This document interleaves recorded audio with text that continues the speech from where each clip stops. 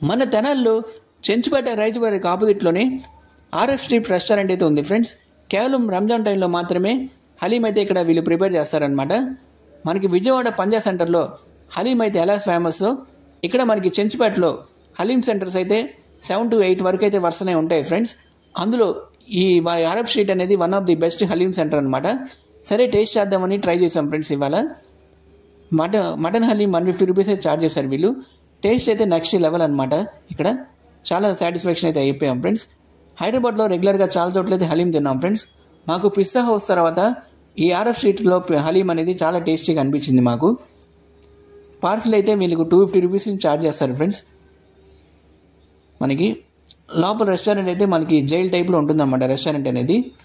ఇక్కడ మనకి బిర్యానీ కానీ అలాగే మనకి చైనీస్ స్టాటస్ కానీ అన్నీ కూడా అవైలబుల్గా ఉంటాయి. మామూలు టైంలో వచ్చేసి హలీం కదా ఫ్రెండ్స్, ఇక్కడ రంజాన్ టైంలో ఈవినింగ్ అయితే జనాలు బాగా కెటికెట్లు ఆడిపోయారు అనమాట హలీం కోసం.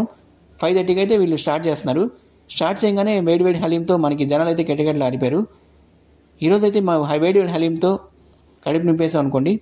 Thanks for watching and please subscribe Omkar YouTube channel.